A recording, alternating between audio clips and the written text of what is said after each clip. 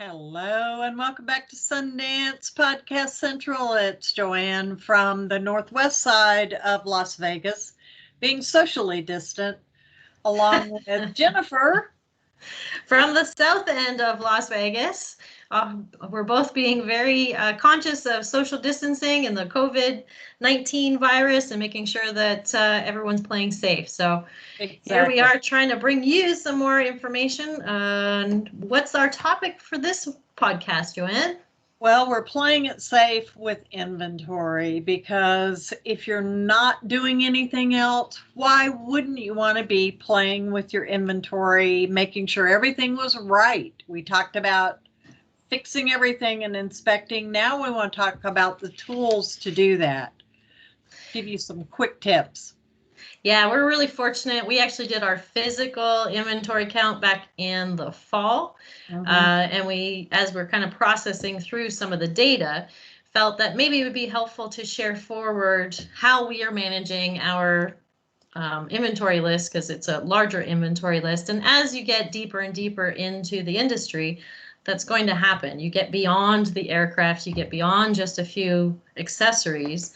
And for us, it certainly, is important to make sure that the aircraft, whatever its travel case is, has all of the little bitty pieces that all those cutouts are for back in the box.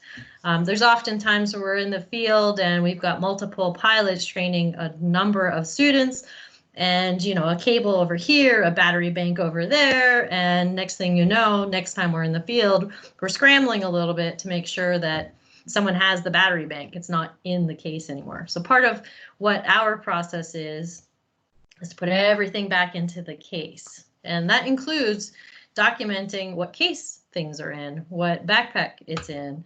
If it's not in a backpack or it's just in its original out of the box, from the manufacturer bit. So I want to kind of take you through our categorization, because that's kind of important, and it certainly has helped us manage our inventory a little bit more easily. So let me just share that screen with everybody. And so you can see here, sharing that screen, let me tell you that the inventory experience is when you have the equipment that Sundance Media Group has acquired. It's all pieces of everything, and that's a lot. Start early, start small. As you grow, it evolves, it happens on its own. Yes, it does. So I'm going to take you kind of quickly through our categorization methodology. We are keeping everything in Excel. I use filters to help kind of drive through the line listing of each individual piece that we touch. And that's everything from an aircraft, which everybody understands, to the remote control for the aircraft, which is what an aircraft system is. That's what this piece is here. And any of the accessories that go with it. So if it's a case, if it has multiple payloads, we have listed those separately. Any of the light accessories, something that people don't really think about, but for example, our Fox Fury Rugos, which are mountable to aircraft for a variety of purposes, they have separate batteries. So that way we don't have to take the light off the aircraft to charge them. We just slap on a new charged battery. So that is a separate category for us, so we keep track of what those battery pieces are. Exactly. And then we go into. Sorry, Jennifer. Oh, go ahead. I just wanted to switch to the rest of the categories. The accessories. What are you going to land on? All your Hoodman equipment. That comes in also. Absolutely, yeah. So we created a category called UAS accessories, which is kind of the catch-all for, like you said, the Hoodman landing pads, the Hoodman sunshades. We've got accessories that fall into batteries. So we've got any battery maintenance accessories. So for example, we've got Venom chargers, which are different than the chargers that came with the actual aircraft from the manufacturers. So we try to keep everything separate and yet together so that we can kind of keep track of what's where. And when we go into the actual list, I can quickly pull a pivot table and it'll give me a quick list of, like, for example, we've got 9 cases on hand. And based on the rest of the list, we can dive into what is in each of those cases. So it's a different way of kind of keeping everything organized. And it really does kind of do that individual level deep dive and allows us to share forward. Oops, there goes my ear. And keep everybody on task. So we've done it in a way that we share this document with each of our pilots so they know where the aircraft and the pieces of that kit or that system resides. So is it in the office? Is it with Douglas? Is it with Joanne? Is it with Brady? It's very, very easy to quickly see where pieces of our inventory are. And being organized allows you, when someone calls you and says, I need for you to fly, you have confidence that when you pick up that Pelican case, all of your pieces are in there.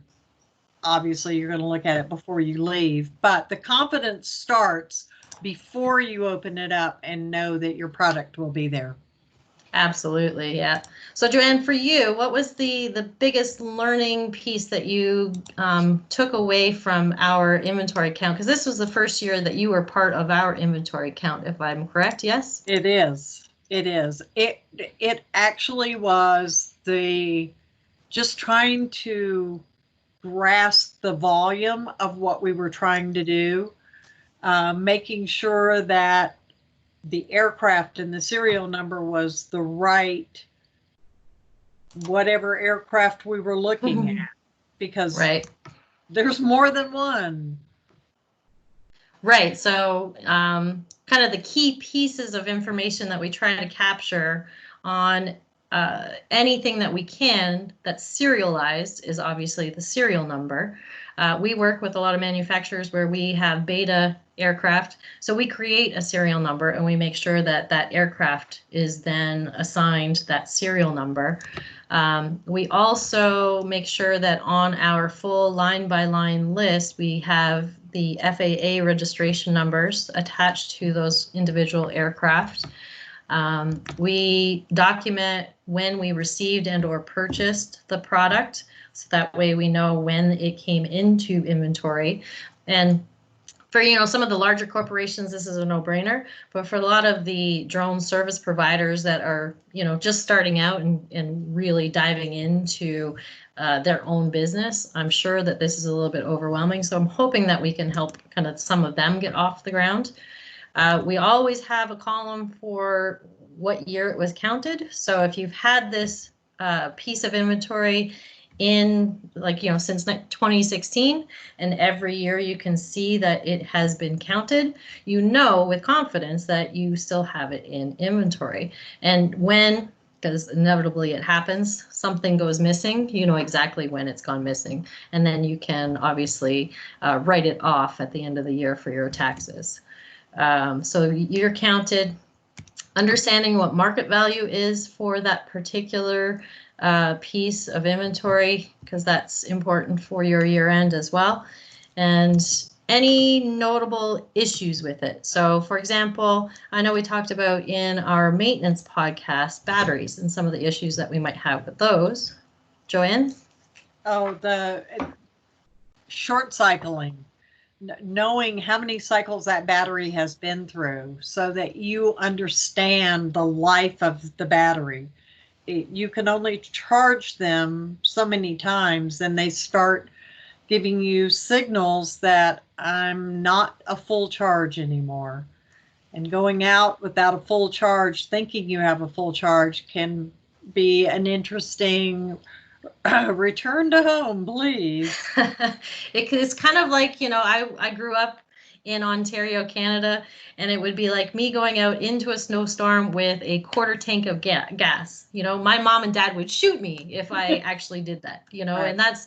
And that's kind of, for me, the same level of importance with your batteries, because your batteries really are your aircraft fuel. And if you are low on fuel, you inevitably could run into some serious issues. So. Yeah. the RTH button, H may not be where you think home is. And Right. that's to bring up a whole different set of problems of your reportability to the FAA. But if you have maintenance documents, when they come back to you, you can document what you've done, how you've flown. All of those challenges become easy.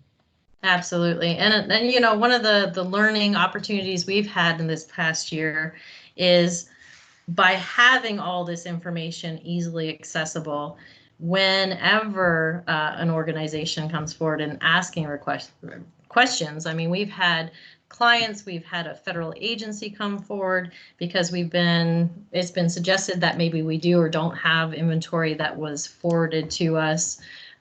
We've had issues with previous contractors keeping inventory that they, you know, say they never had. Having all of this documented allows us to keep everything transparent, keeps everything on the up and up, and you can very easily keep track of what location is at, when it was received. And if you've got a process that's been in place for, even if it's been in place for 6 months as you're growing out your business, it's a process and it's something you can fall back on when things aren't going smoothly.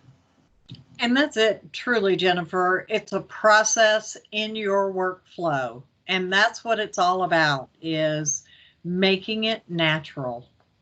Right. And I know it's not nearly as fun, as sexy as being out in the field actually flying, but you know, it is important and it is something that helps keep everything safe and effective. And if nothing else, at Sundance Media Group, we really do try to keep everyone on the, you know, the end of safe and effective, and keeping that documentation current and relevant. So, and with that, I think that was just kind of a brief introduction to inventory management. If anyone has any questions about, you know, how else it might be beneficial for you and your processes, reach out to us. We're here for you. And we'll share some links in our podcast posting. Anything else you'd like to add, Joanne? For everyone to be safe. Be safe, stay at home, inventory while you're at home. It'll make you happy. Absolutely. All right. Thanks everyone for joining us. Fly safe, be safe, and be sure to subscribe because we'll have more podcasts coming. Bye. Bye.